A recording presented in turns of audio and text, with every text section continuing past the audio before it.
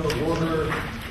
There's a quorum present. All of our commissioners are present, and of course, I'm county judge and I'm in attendance. All the motions have been duly posted. Is there a motion to open court? Second. All those in favor say aye. Is there a motion to open the April term? A motion to close the March term. Good. Good order. Right. Motion to adjourn the March term. Second. All those in favor? Aye. Is there a motion to open the April term? Second. And all those in favor? Available open floor. Please rise. Dallas County Commissioners Court is now in session for the April 2011 term with the Honorable Clay Lewis Jenkins presiding. Please remain standing for the invocation. Our invocation today will be given by my good friend Fred Durham. Reverend Durham is pastor of the First United Methodist Church in Garland. He previously served as assistant to the Bishop Director of the Connectional Ministries of the North Texas Conference, which includes Dallas County. Reverend Durham's appointment as a senior pastor has taken him throughout the North Texas Conference with congregations in Dallas, Sherman, Winnsboro, Trenton, and Cato. And as a pastor, he has deep roots in the conference, including growing up in historic Oak Cliff. Reverend Durham continues to forge strong bonds with local churches and communities. He graduated from SMU. I won't tell you the year. And Reverend Durham has a wife, Teresa, and 3 adult children and 7 grandchildren. And one of my dearest friends is his son as well. So he's honored us with your prayer. Thank you. Thank you, Judge. Let us pray. Holy God, author of life, all that we value, liberty, justice, righteousness, mercy, to you we turn in prayer for those who discern and deliberate on our behalf within this chamber today. We confess that as a people we're slow to acknowledge the difficulty, really nearly the impossibility of their task, and we're quick to a critical cynicism which is unfair to them and which undermines our very system of government. Forgive us for that, we pray. Today, grant that these who meet on our behalf may meet with a spirit of wisdom, of civility, of cooperation, and with an uncommon desire for the common good, so that not only may the best decisions given our current circumstances and limitations be made for our county, but also that these decisions be made in such a way that we the people may grow in confidence not only in those we've elected to serve us, but also in the very system of democratic government that is our great heritage and our world's great hope. In thy name we pray. Amen.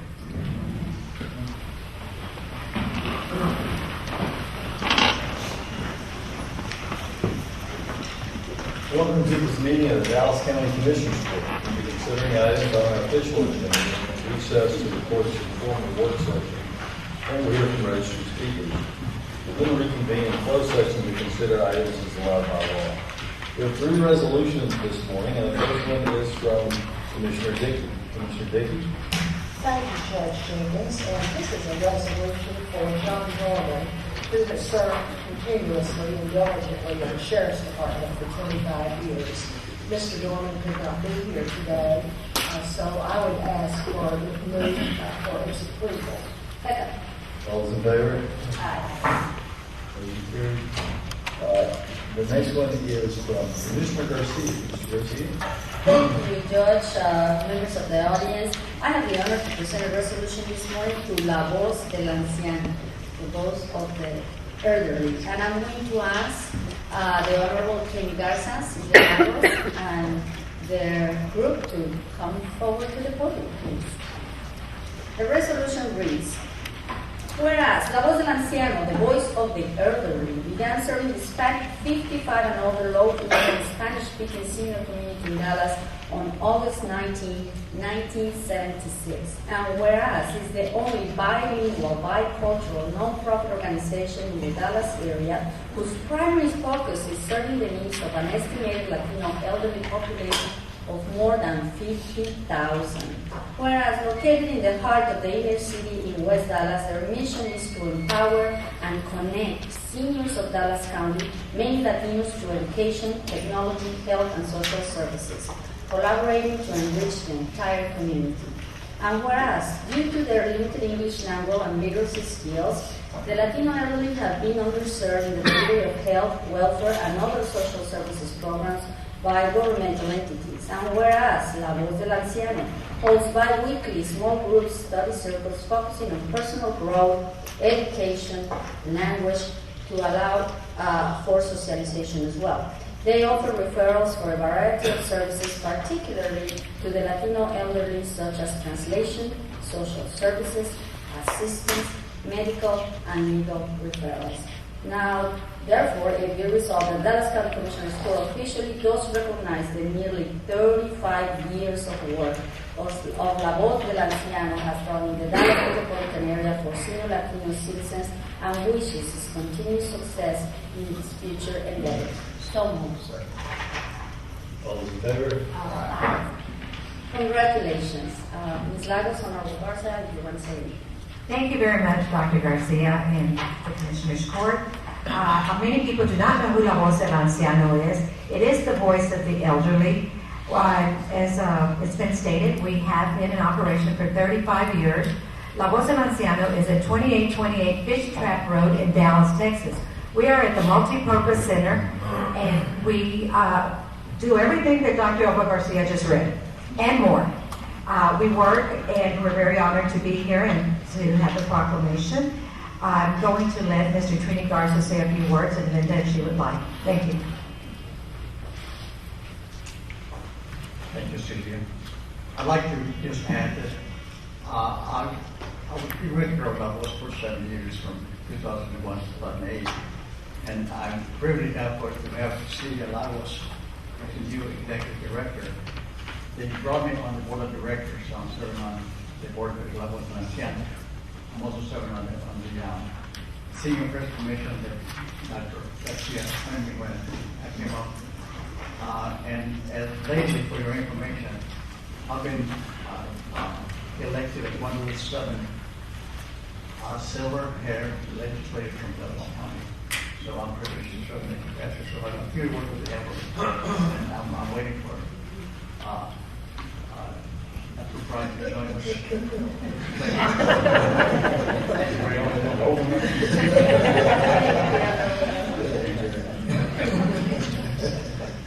Thank you to all for the recognition, and you could come in anytime you want. I got my AARP card. Thank you again, and please do come see us at 2828 Fish Trap Road and see all the wonderful things that we are doing with our seniors.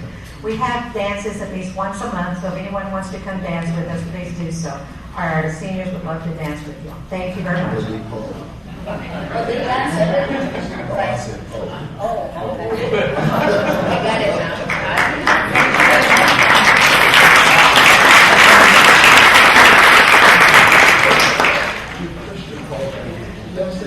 No, I haven't. It's on, go out on CBS. They're doing that on your church. I thought that was a church at the judge and some others. Well, the record reflects my church is not Christian focused. To catch up. Last one is a resolution that I will read. This resolution, or one very similar to it, hopefully will be adopted in Tarrant County next week.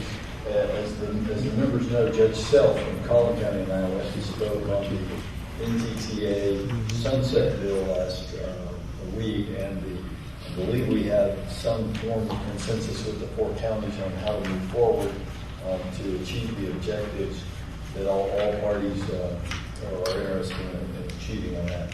So with that, I'll read this resolution. Whereas the North Texas Tollway Authority serves as a regional tollway authority for a 4-county region, and whereas the obligations of Collin County, Dallas County, Denton County, and Tarrant County require each county to appoint 2 members to serve on the 9-member NTTA Board of Directors, and whereas the NTTA's predecessor, the Texas Turnpike Authority, was created as a state agency in 1953 and was instrumental in the construction of the North Dallas Tollway. And the NTTA was officially created in 1997, The Texas Turnpike Authority's assets and liabilities in North Texas were transferred to NTTA. Since that time, NTTA has grown from an authority constructing the President George Bush Turnpike and Addison Airport Tunnel to an agency that is a leader in regional transportation, recently expanding to parts of Tarrant and Johnson counties, and in 2010, reaching over 1 million toll tags counts and 2 million toll tags. And whereas in recent years, questions have arisen about NTTA's business practices, warranting a performance review by an outside entity to advise the four counties on these matters. And whereas State Representative Rafael Anchia filed House Bill 1577 during the 82nd legislature, calling for NTTA to be subject to Sunset Advisory Commission and undergo a sunset review. And now therefore, be it resolved that the Dallas County Commissioners Court calls on NTTA to undergo and finance a performance review by an outside entity, which would include, but is not necessarily limited to, a review of procurement guidelines and processes, minority women-owned business enterprise involvement, administrative fees and alternatives, funding alternatives in times of cash flow shortages, transparency, organizational structure, diversity representation on the NTTA Board of Directors, and a review of NTTA's financial analysis and liquidity. And I move for adoption of that resolution. And before we vote, Judge, I have a question. And that is Petra subject to a sunset review as well? That's the toll authority in Houston. Well, according to the committee chairman of transportation, we both theoretically could be subject to it. But this bill that Representative Anchia has only covers us. And what this seeks to do is have us, the four counties, perform our own performance review where we can drill down as deep as we need to into issues in lieu of sunset review. Sunset review would be, the state would be doing it, and this resolution is asking NTTA to fund it and allow an outside company similar to a McKinsey or a KPMG do it. I understand the process. My question is, why would NTTA be subject to this and Petra would not? Well, that's his bill. Theoretically, someone could file a bill and try to sunset after. This bill, this 1577, only deals with us. He's expressed some concerns, as have others, about the things listed in here. Now we've seen reported on the media. Where we are on that. Any further discussion? Call the question. All those in favor? Aye. All right. That takes us to our consent agenda. Is there a motion on the consent agenda? So I'll say, let me ask, purchasing and or Director Blair, well, I just need to know on bid number 2011-035403 on Bedline Road, are we on task for that? We're not on task. I see what it's been delayed, but look, we're getting into the season. We only have a window, and I've got some issues out there, so I want to make sure where we are. Right. We're on target. We're on target now. The key thing is as long as we get into construction by early this summer. Summer is really the time that we need to go to construction anyway, so we're going to have to work out those issues. But due to some of the modifications that we heard from our contractors during the pre-bid proposal period, we realized that we need to go ahead and modify the plan. So we do have enough time as long as we receive the bids by the end of April. Who's modifying the plan? Our consultant is currently modifying the plan, but actually we received plans and those plans will be submitted back to all the contractors and we should be receiving bids by the end of April. Okay, talking on superintendent, we just got a window, and this bridge and all that's happening in that particular area of Trinity is critical, and can't afford any slippage. And with this 30 days, 30, 45 days, 30, 45 days. Right, and we realize that, and we realize that we received better bids by the modifications that we made. We probably couldn't have done construction anyway until May, June, so we're right on target right now with the modifications that we made. Okay. Okay. 29, I just want to make a comment. Is that a second one, Sharon? Yeah, he moved it outside. All in favor? Now let's consider bids and RFPs, item 10. Second. All in favor? All right, now we can consider 1 through 35, Dr. Steve. Well, we need to get a motion, Judge, but I want to pull 32. I don't mind doing a motion on 11, 335, and 432. Dr. Garcia, did you want to go into? Just wanted to pull out 29, just to make some comments. Anyone else? Already made a motion. I made the motion. Okay. I don't mind. She said to pull for comments, so I'll remove. Friendly amendment? No, just remove the comments. Okay. I'll move 29 and 32. Second. Any discussion? I have a question regarding number 17. And that is, and I laud the court for creating a task force that's dedicated to searching for and locating defendants for the Dallas County outstanding fines and court costs. My question is, what about the company that we pay currently to do this? How would that affect? Linebacker? Yes. We thought working on the blood. Yeah, they're going to work hand in glove.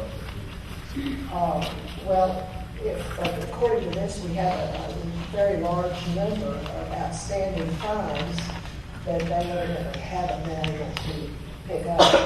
And so I'm wondering, my question is the county, by starting this task force of these people whose jobs we're going to be paying salaries for, is this going to, in effect, be a double payment since we're paying Linebacker as well as now creating this task force?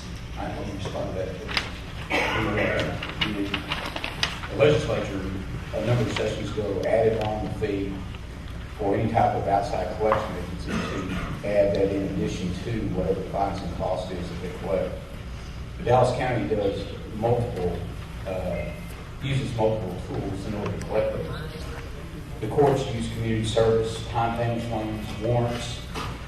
The county, and the Commissioner's Court, we authorize through the law firm on collection, also through Omni, suspending people's driver's license, and also we use the stop law program on the registration. So what we've done is we've tried to exhaust every single avenue that we have in order to maximize the amount that we receive. This task force will do nothing but enhance Linebackers' ability to collect. If you notice, I guess when we went through the budget process and they submitted what had taken place, and I see Demetrius here, what was the amount that we got in the last roundup that y'all did, the advertising and the publicity in conjunction with the city of Dallas? I think it was 1.2 million or 2 million, something like that. It's closer to 2.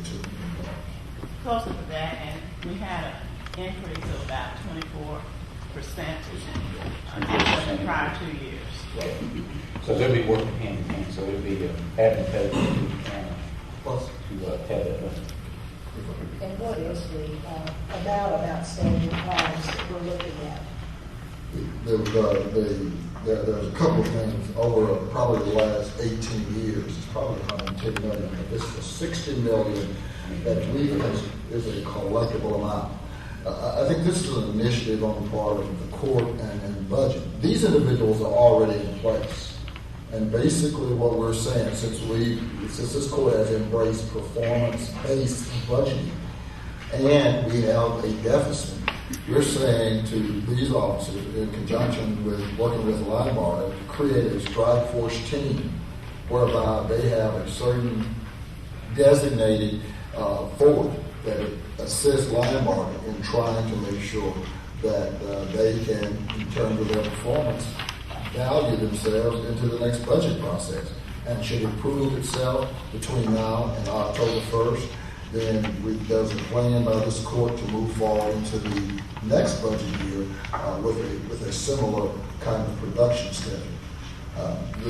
The fact of the matter is that when we were briefed, 30 officers is $2.8 million. And we've basically come to an agreement with all the constable's officers, as well as the sheriff, to be able to try to sustain themselves. And as I said, with performance-based budgeting, we think this is a viable option. And I make the comment, I certainly laud the county for being very proactive about collecting these fines. Heaven knows we need it. The article in the paper certainly made us even more aware of that this morning. But I really wonder if Linebarger is a private concern, and we say we're enhancing that private concern. If they are paid to do this and they're not performing, perhaps we should look at that. But when we are paying, using taxpayer money to pay people to enhance their efforts, is this not possibly paying twice? I would submit that it's Linebarger that's spending money to enhance our collection because it's the advertising. They have a contract. Well, they're not required to do that, but you know. Well, Other counties do. And I want to recognize and give some kudos in coming up with and helping come up with this program. Constable Goddard, who I see out in the audience, today, we had success with this commission in the past, and now we're really going to focus on it. See what we can up on our revenue this year. A lot of cost of taxpayers any money. These guys are already boarded here. Civil service already organized the positions, everything is ready to go. I think that it's a good out-of-the-box first step program to not only, help collect the amount of funds, but conjoint effort, from everybody in the court, the constable's office, and the sheriff's department. Did we have a motion? Yeah, we have a motion. Motion. Any other discussion on it? I just have that question. So did we exclude 29? Yeah, that includes 32. Right. All right, call the question. Any other discussion? Call the question. All those in favor? On Court Order 29, move. And I just want to make some comments. I'm totally supportive. I'm totally supportive of this. Actually, I just wanted to make some comments.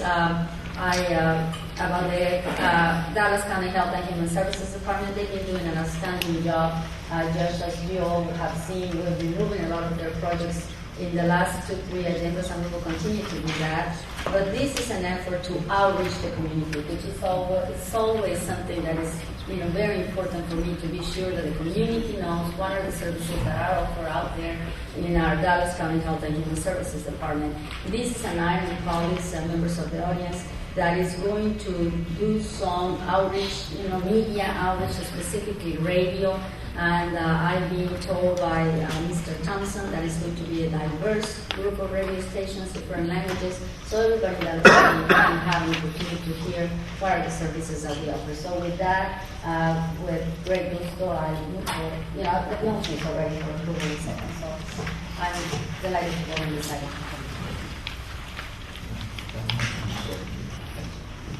All right, all those in favor? All right, so 32 told, the rest passed. That now moves us to our reconvening and public session, recessing for our briefing session of items to be considered at a subsequent session. Usually just quick go to that, I believe, we're in the briefing session. But I do want to say that Mr. Thompson, Court Apr 28, I thought you could at least get a few more years out of that equipment. the average technology equipment, I thought was 18 months, and you only got 8 years out of it. It's just a tough budget time. So, yeah, I want to release that, you know, that. Okay, and on that merchant's contract, I'm hoping that, that is that really DLA? Given what I saw this past weekend, I want to make sure they're not subbing it out. Is that their contract? That merchant's contract? I think it was Court Apr. That's really their contract? Let's make sure. I want to make sure. I understand it's an extension of the term. If you saw what happened Sunday, it's subbing out a lot. I want to make sure it's there. Okay? Old language. Yes. You're right. Exactly. Okay. Thank you. Thank you, Mr. Moore. Judge Commissioners, item 1, Health and Human Services, 1A, recommend approval of Amendment 5 of the Texas Private Community Care Certification Assistance Program. Item 1B, recommend. Let me ask Mr. Thompson, how much totally, we took the cities on with regard to this weatherization program, how much totally Mr. Thompson had Dallas County managing now in that particular area? Well, right now, the weatherization program, state and federal funding, we're looking at $32 million that we receive through weatherization services that we're able to provide Dallas County-wide. Of course, we received $7 million from the city of Dallas, and the state is also an additional $2 million that are going to, again, a total of $32 million that we're able to do interview assistance to Dallas County. And we currently are having no Thompson Road as No, that's right. As everyone knows, early on, we had discussed the fact that the weatherization funding should have come to the Dallas County originally to wrote a letter to the city. And so basically what we're looking at right now is that we're on target. We got great vendors. We're able to get out and take care of all sections of Dallas County.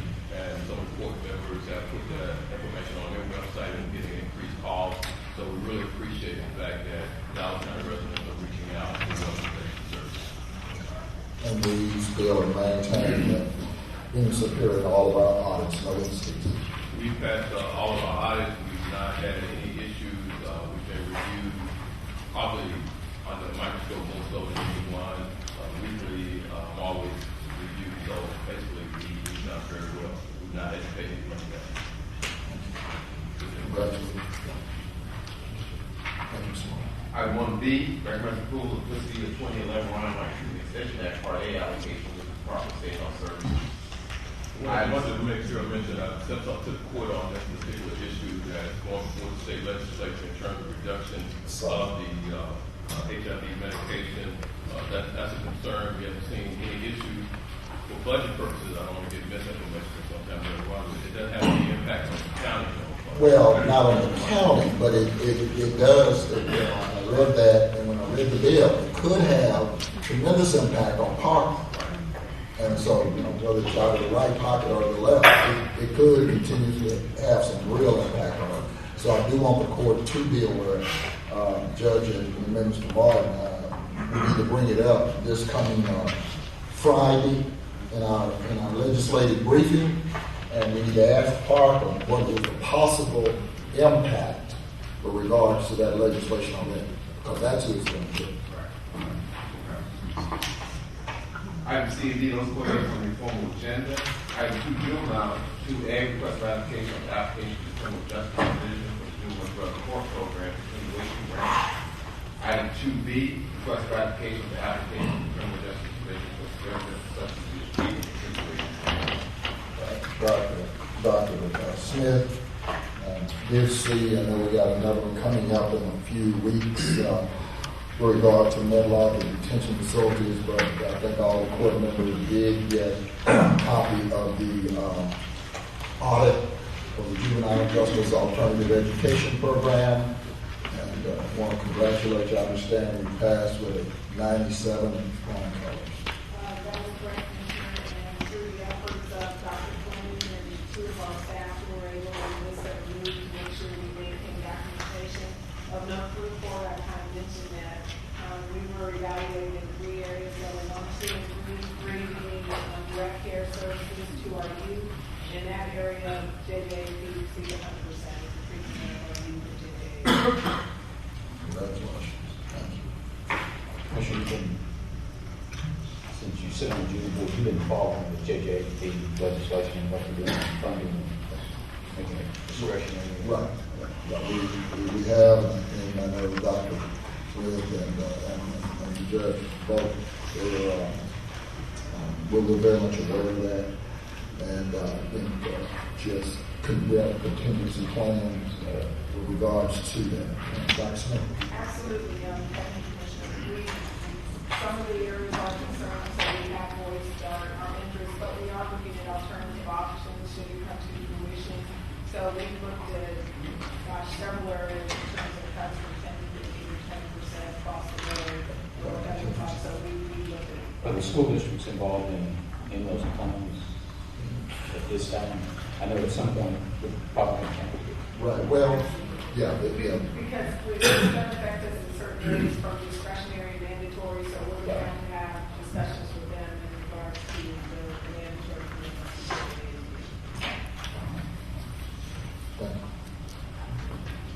Item 3, District Clerk, attachment report. Number one? Number one. That's correct. But actually, by way of background, back in 2007, we contracted with NCO to collect outstanding debts on the Commissioners Cantrell and Price, and I think you'll remember that contract. We were actually unable to use NCO because we couldn't get an extract of the data to NCO. At that time, we had an access database, and we had, of course, the financial database in Forbes, and the two didn't match. And, this access database is not any different than the other access databases that exist in different operations in Dallas County. We couldn't get the extract out. So, in our discussions with IT services, we wanted to create the new SQL database, a whole new collections database that would link directly to Forbes, so that when the cashiers, for example, put in a payment, it would show up in the collections database. Previously, that was not the case. There would be double entry, lots of errors, and so on and so forth.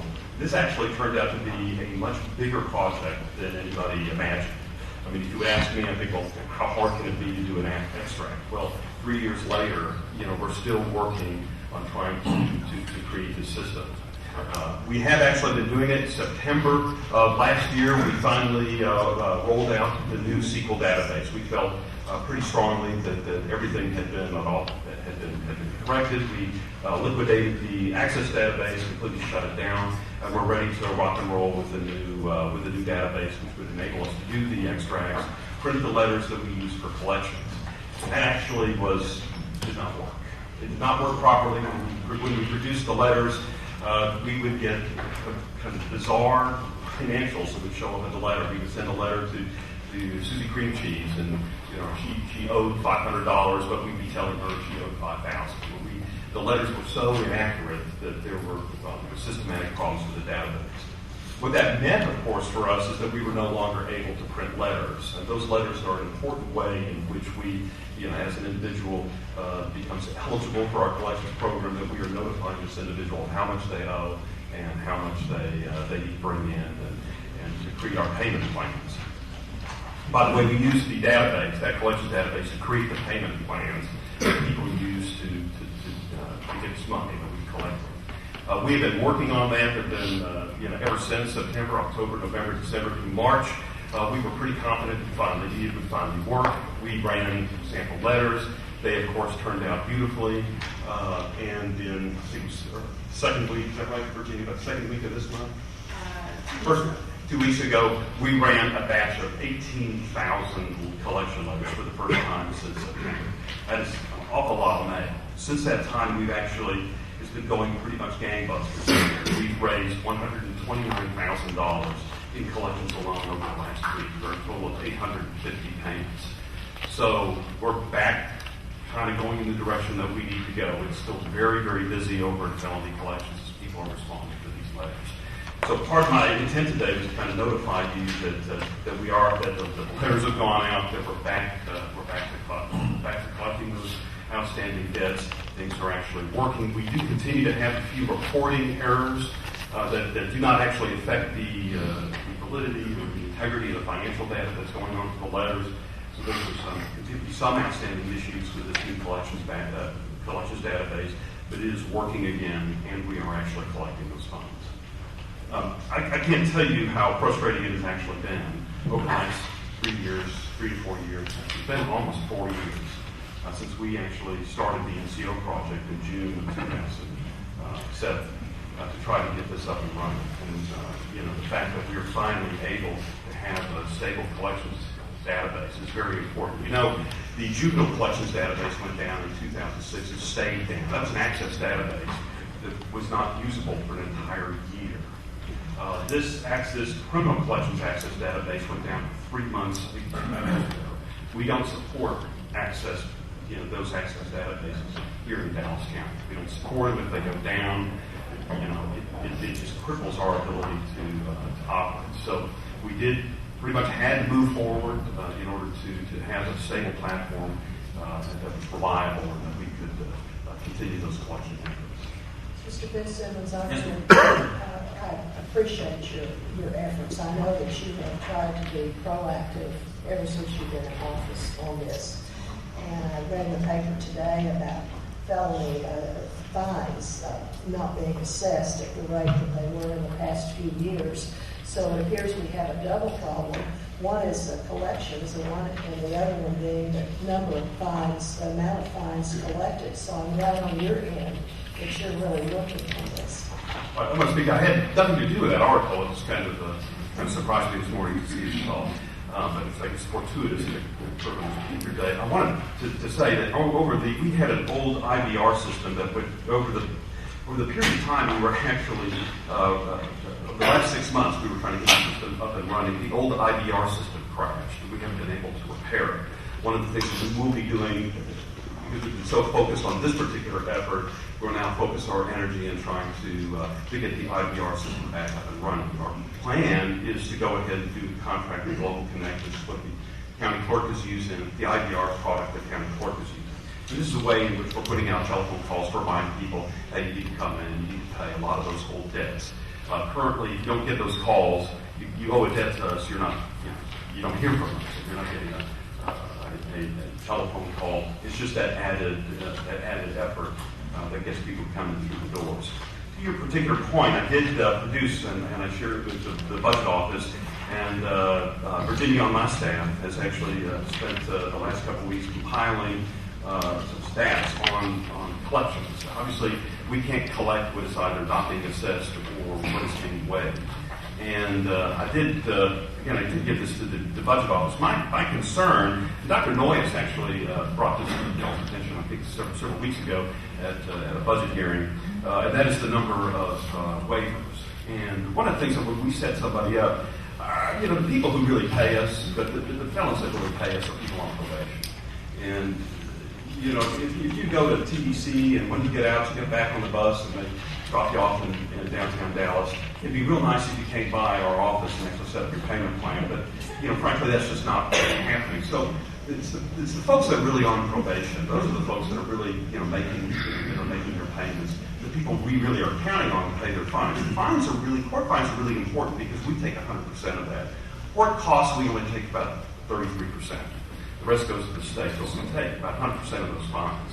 So when you waive fines, especially for people who are on probation, for whatever purpose you're waiving it, it really comes out of our bottom line. And I think it's important to recognize that we're on track to waiving almost $2.6 million of fines this year, which is a really large increase over, say, FY10, which was 1.4, FY9, which is 2 million, again, FY8, which is 2 million. I mean, if you go back, say, to the early thousands, like 2000, 2001, there would be total fines being waived were about $200,000 and $300,000 denomination. It's really important to, one of the things that we've done in this office is that typically the judges would write on the docket sheet, waive the fine for Susie Cream Cheese.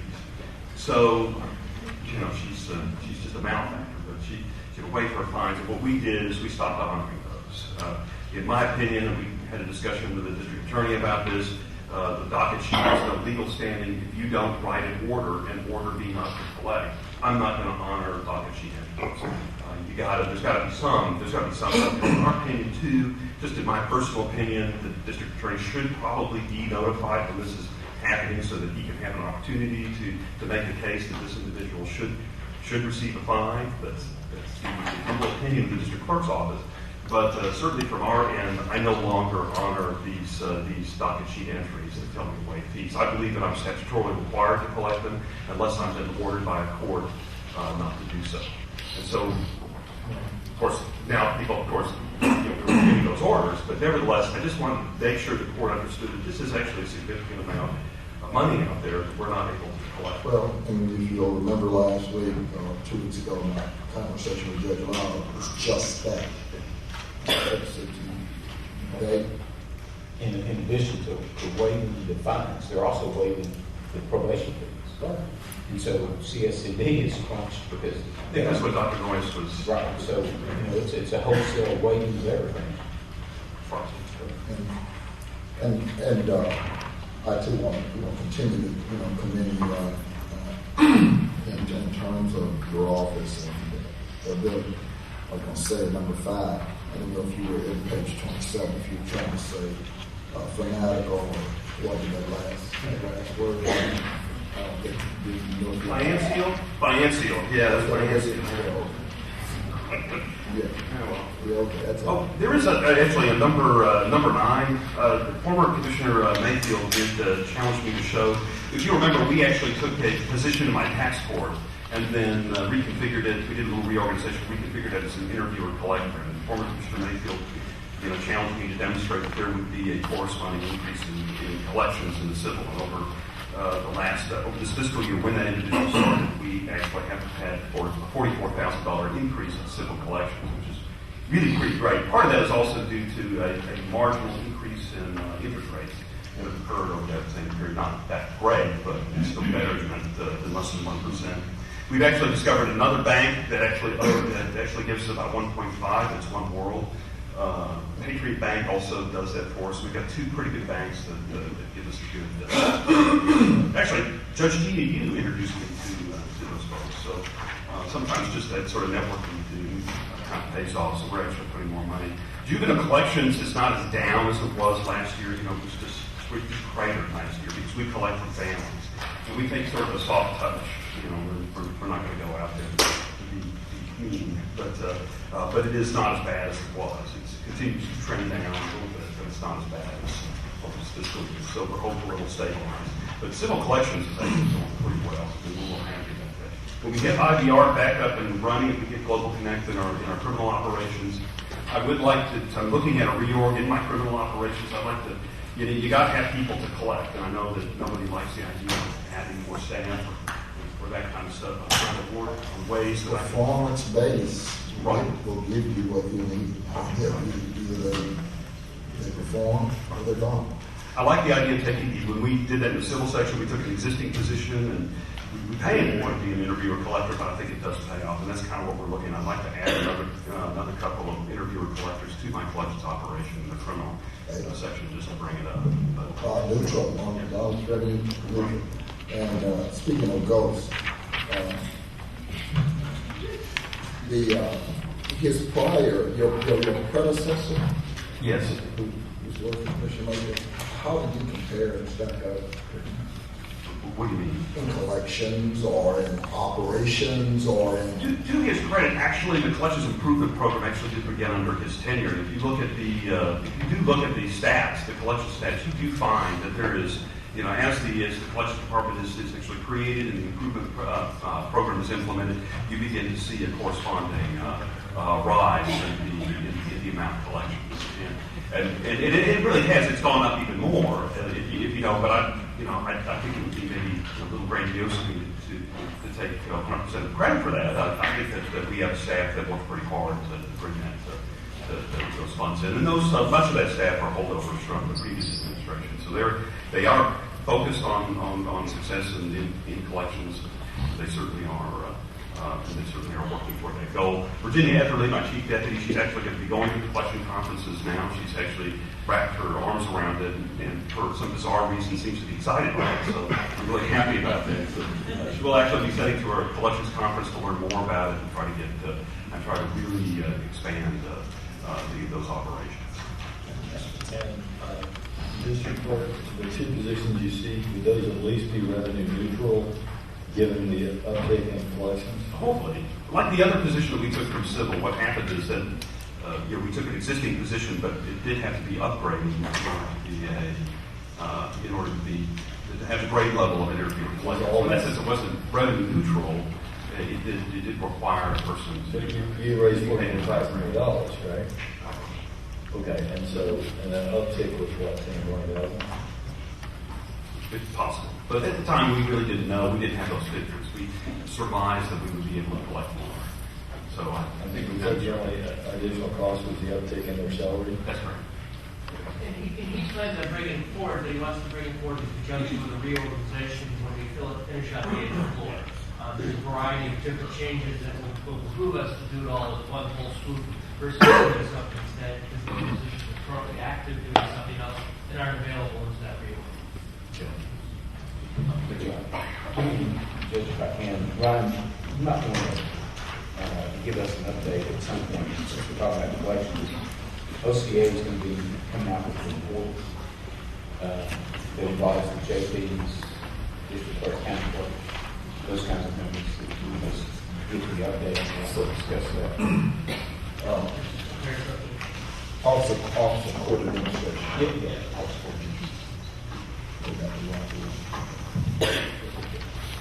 For purchasing, 4A recommends going down to bid for the Congress of Living Item 1490, yes.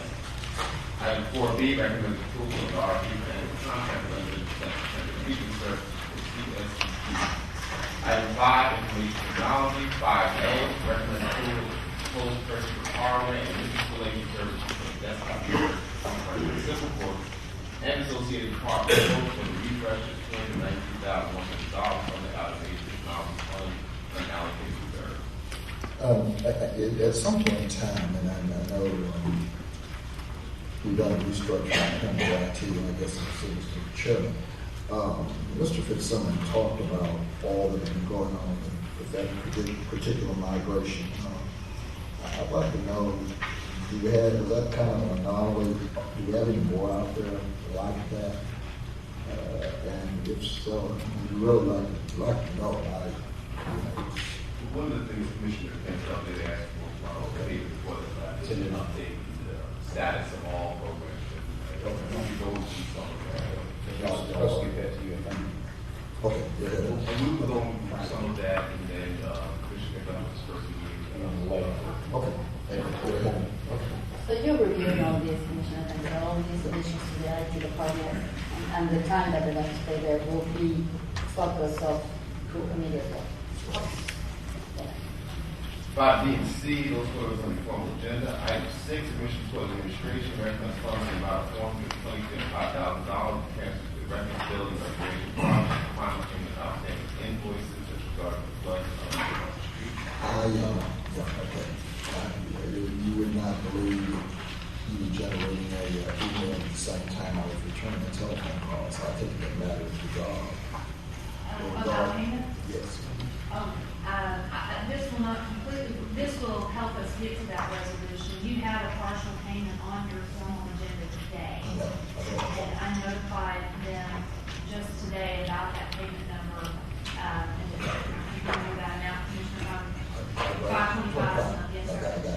So that is, that will resolve that. Once we take care of this, then we will be able to do the remaining balance of the outstanding, with the exception of the project management documentation for the period after August the 18th. After August the 18th is when we went to commercial power, full commercial power in the building. And I have had some questions, as well as our partners, our insurance partners, as to the project management billing by one of the subcontractors. Sherman Code is the prime, and Tech is the sub. And so I submit, there will still be that issue, which is going to be roughly $100,000 that I still have in question cost that we need to get some additional documentation for. And we do owe them a format that we want that documentation in.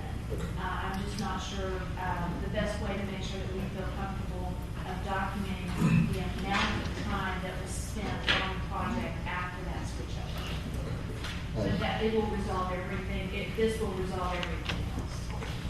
Okay. And Ms. Martin, to the court, let me just say, first of all, to Ms. Brown, great job this past weekend. Whether we know it or not, 2 years later. Is it 2? Not quite. Anyway, we have now moved into the forensic building. We are there. We are there. And, no autopsies in the building yet, but we're there. A few issues that we're still trying to overcome with regards to technology as usual. But nonetheless, great job. Spent a lot of time this weekend with the moving crew and over Saturday morning with our guys. Just want to make sure they don't do any bodies. But other than that, did a great job. Excellent. We had a local contractor on site solutions with a lot of work. We can't quite complete the sanitation committee, but we were meeting every Wednesday, trying to go over and go through the individual items, staff from facilities, communications, IT, and obviously the department. So the bulk of the work, getting that ready to go and getting over there. So my reports right here is that staff is happy being over there. They're surprised at how far they have to walk to get from one place to the other because they're, they almost triple the size. They're 2.5 times the size of our building. So we'll continue working through some of the minor issues, but hopefully then we'll work on decommissioning the old building and providing you some information. No, thank you for briefing us all. Thank you for letting us know that it was going to happen this weekend, and I'm glad to hear that everything went okay.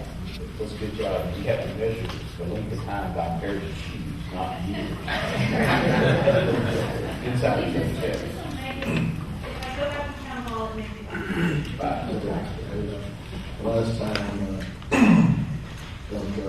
we were over there, Commissioner Dick and I we were walking the roof. Since that time, I guess we've been over looking at what I call the French fries. I don't know what they call it. Dr. Bernard's new designs over there. But he really did a fine job. So I'm going to congratulate you and the department. Okay. Item 7, planning and development recommends revision of the county's tax abatement policy, including new provisions related to redevelopment of older obsolete shopping areas, and a provision allowing selected staff to authorize the sign recommended economic development projects related to non-disclosure confidentiality agreements. Staff recommends revisions along with the other terms and provisions of the policy be removed. Mr. Lawler is here, and I'm saying Commissioner. Oh, well, I just delighted colleagues, Mr. Martin, and I want to commend, Rick Lossenberg for the work. This policy, have the opportunity to be revised every 2 years, and it hasn't been done in a long time. So I'm very pleased that this is coming forward, especially in these tough economic times. I was, very pleased to see the map that it comes with all, with the item, with all the distressed areas that we have in Dallas County. And right now, during the campaign, I was asked several times about the tax abatement policy of the county. And I think this item brings forward, a new vision and opportunity to help all those areas, with different categories. I understand 75% if it's not a distressed area, or 90% if it's in a distressed area, with obviously different categories. But I'm really very pleased to see the county moving forward with this new tax abatement policy. And I really want to thank and commend the Director of Planning and Development, Mr. Rosenberg, for all this. We're still working in other areas, and I look forward to see those coming forward to the court. Thank you, colleagues. Thank you, Judge. Thank you, Judge. Thank you. Item 8, budget. 8A, conference travel training request. 8B, hiring fees exception in the DA's office, county clerk, public works and facilities management. And the fiscal 2012 budget update will occur at 1:30 p.m. today. Judge, after you briefly, then you have to Please read the rules of forum for speakers. All Commissioners Court attendees are hereby advised that this meeting is conducted in accordance with the provisions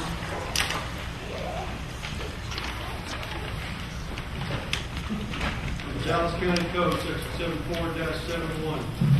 Visitors and registered speakers are to preserve order and decorum at all times. Personal, profane, or slanderous remarks are not appropriate and will not be allowed at any time during this public meeting. Any and all applause is kept brief in observance of time constraints. Disruptive visitors and or registered speakers may be removed and are subject to the penalties provided by the State of Texas Penal Code, Section 38.13, 42.01, and 42.05. Registered individual speakers are limited to a maximum of 3 minutes, and the maximum discussion on any one topic is limited to 30 minutes. Please state your name for the record and your address. Yes, good morning. My name is Richard Sheridan. I live at 3022 Forest Lane, Dallas, Texas. I appreciate being here this morning. Judge, commissioners, friends, Dallasites, countrymen, and women, please lend me your ears. This is a bipartisan call for paper voting machines throughout the May election, the May City election coming up. Here's some excerpts from James J. Condit Jr.'s great report. And Mr. Condit ran for City Council a few years ago, and his election was stolen by electronic voting machines. The title report is the greatest cover-up of all vote fraud in America. It can be found in its entirety by going to votefraud.com. That's votefraud.com. Quote, when I was small, I remember my dad saying how in other countries they would shoot each other to decide the transfer of power. In our country, it was done by the ballot at election time. Millions of Americans have fought and bled and died to protect your right to free and fair elections, to protect your right to an orderly, peaceful transfer of power when people so will. About 1974, a citizen development was in full swing all over the United States. In many areas, especially high population regions, the votes were no longer being counted in the precincts by neighborhood people. The switch was on to computer vote counting systems. Votes were bundled up immediately after the polls closed and sent to a mysterious central computer room to be counted away from the watchful eye of the entire electorate and the press. Quote, despite the brutal cover-up that has been conducted ongoing for 3 decades by the news media and major parties, and that's Republicans and Democrats as well, to prevent you from hearing about this issue, some major media news items have appeared in a rare but superb news story on the eve of 1988 presidential election.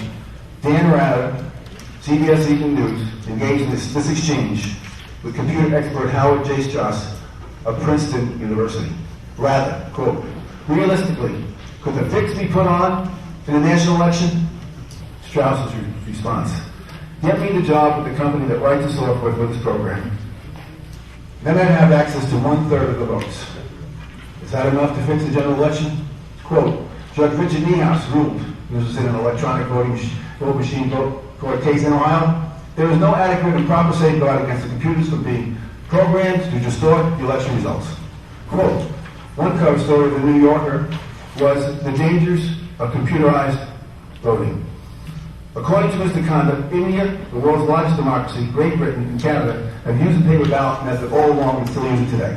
Mr. Condit charges that we have thousands of people holding public office that were never elected to those offices by people, but were put in by computerized vote fraud. He charges that millions of taxpayers are paying taxes that were never passed by the people, but by vote fraud. The fraud which involves the essential cornerstone of the freedom of the country. Maybe today's model might be live free or die bold. Thank you, Judge. Our next speaker is Ms. Kellyanne Busey. Am I being removed because I went 5 seconds over? Is that what this is all about, Mr. Price? Is this your court or the people's court, Mr. Price? Is this your court or the people's court? Please remove that gentleman from the court. You weren't being removed until last. It's all right. Please come I forward. apologize. This is Ms. Kellyanne Busey. Did I say that right? Busey or Busey? Yes, sir, you did. My name is Kellyanne Busey, transgender advocate from Dallas, Texas, at 916. Okay, great. 916 Hudson Street, Fort Worth, Texas. I'm a former resident of Dallas. I appreciate this opportunity to speak to you. I'd like to speak and hope that I can encourage you to vote or to move to amend the non-discrimination policy in Dallas to include transgender people. I'm a worldwide recognized blogger, and I do appreciate the Methodist minister of the vocation. I'm a former author with the Methodist Reconciling Ministries blog. I'd like to commend you on your including the sexual orientation to the Dallas County non-discrimination policy, but I would like to make something clear. Transgender people are not the same as gay people. We need to be recognized differently in protections.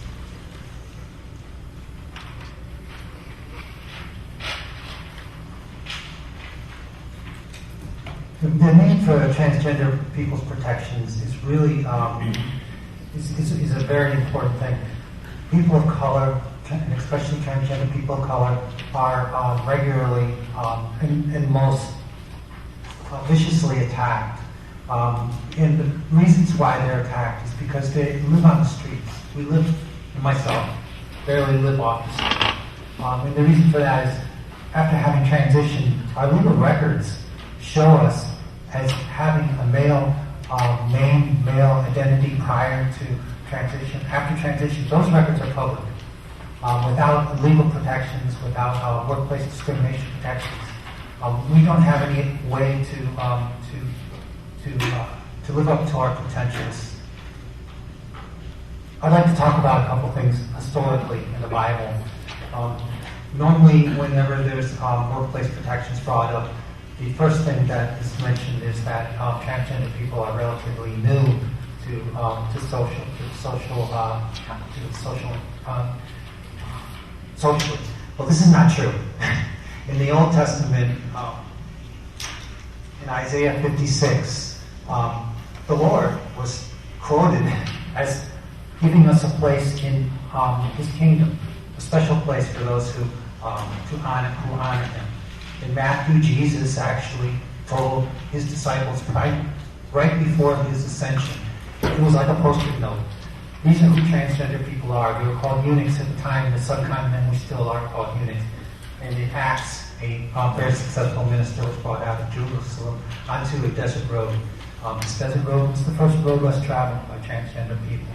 He met a eunuch from Ethiopia who he baptized, who had been rejected by the church in Jerusalem at the time. I'd like to point out that there are numerous transgender people. Sorry. Thank you for your comments. Next we have Mr. David Guy Gaynor.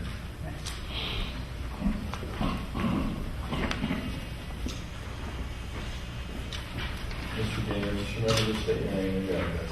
Yes, sir. Good morning. I'm Dave Guy Gaynor, 3513 Mark Stevenson Road, Wearsville, Texas. I'm a member of the Board of Directors for Equality Texas Foundation, and I want to thank you for the opportunity to express support for gender identity and expression of inclusion in your non-discrimination policy. Equality Texas is the only statewide organization that lobbies and advocates for the elimination of discrimination based on sexual orientation, gender identity, and expression. Equality Texas believes that all Texans should be treated with dignity and respect. Equality Texas supports the inclusion of gender identity and expression in the Dallas County non-discrimination policy.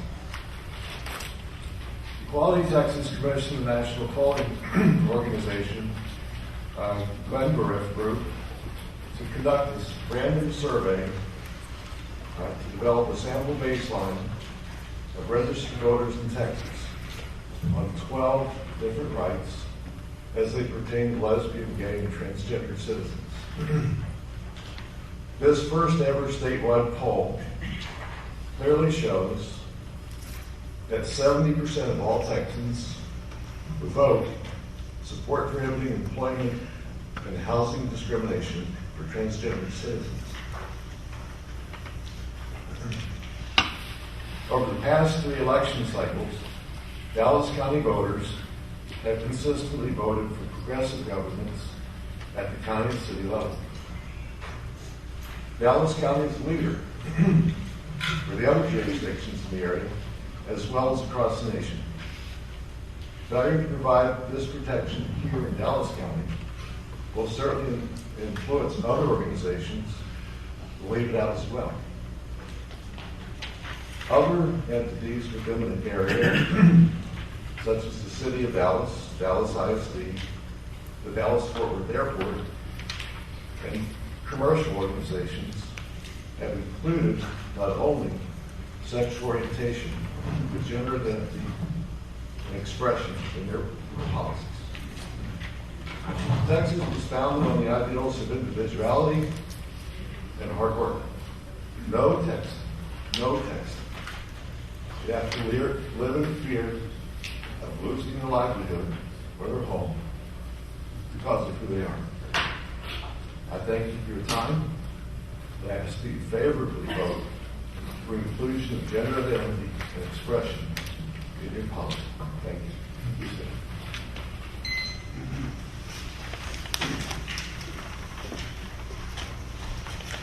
Our next speaker is Mr. Norberto Cannon.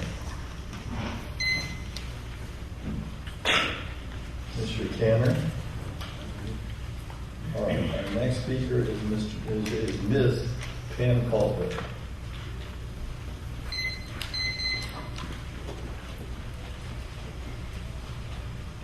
Pam Caldwell, 665 Ridgeview Circle, Dallas, Texas, 75240. Ladies and gentlemen, I have been watching and listening to the court closely, and I have some key areas of concern.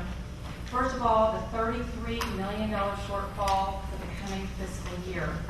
The big question here is what programs and services are not mandatory by the state, and what programs do serve the key primary function of the county government, such as public safety, compliance with the law, and support of the justice system.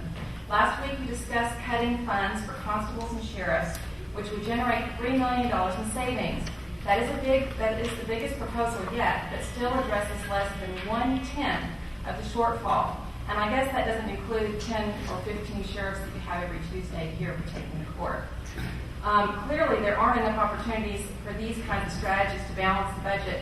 However, if we eliminated just 3 departmental programs that are not mandatory, like social contracts, health and human services, and some juvenile services, we could generate as much as $28 million in savings.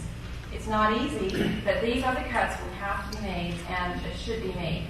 While there may be arguments for why these programs help a select few citizens of Dallas County, they clearly hurt a far greater number of people in the form of unnecessary higher taxes and our excessive spending of money that we don't have right now. But you just simply don't have the money. Dallas County taxpayers should not be expected to pay for $200,000 of free mortgage payments for private citizens, or $1.2 million of free rent payments for private citizens. These are just 2 examples of the unnecessary spending that cannot be justified any longer. Frankly, even if the budget shortfall declines for some reason, such as better than expected property values or higher expected tax receipts, these programs deserve to be ended. In regards to the elections administrator, I see that you posted a job for an elections administrator to relieve Tony Pippen's pool of her interim duties in light of Bruce Sherman's forced resignation. It was posted on 3 websites, but for only 2 weeks, and then it was removed. I also see that Tony Pippen's pool is listed as election administrator, not interim. Does that mean she got the job? Interesting. Public information officer. How can you justify creating a public information officer job of almost $100,000 plus benefits while other county employees face layoffs and pay cuts? If I were an employee of Dallas County, I would take offense to this. Interesting that this position was posted just 2 days after Price's outburst in court February 15th. Interesting. Redistricting. Rumor has it that one of you has already drawn out the new redistricting maps and recruited the necessary votes to pass it. Interesting. Parkland. It is obvious that there's trouble at Parkland Hospital. How about some transparency? Thank you. Our next speaker is Mr. Dwayne Gallo. Mr. Dwayne Gallo. 4625 Cedar Springs. For the past 10 years, it has been my privilege to work as a part-time temporary employee of Dallas County, and many of those at this court's pleasure as an appointee. I was bothered when the non-discrimination change happened a few weeks ago. I was not included. I am one of those transgender Dallas County employees. Gender identity and expression is who I am. Sexual orientation is who you love. We are not the same. I appreciate the opportunities I've had to serve Dallas County as an election clerk, an election judge, and an early voting judge. I hope and I urge you to move quickly to making this correction. I know it was an oversight, and I hope you will move quickly to correcting this. Thank you. Thank you. This concludes our public speakers for today. We will now reconvene in public session, and we recess for a closed session as authorized by Chapter 551 of the Texas Government Code, as previously posted. Any action as a result of closed session will take place in the subsequent open session. Thank you.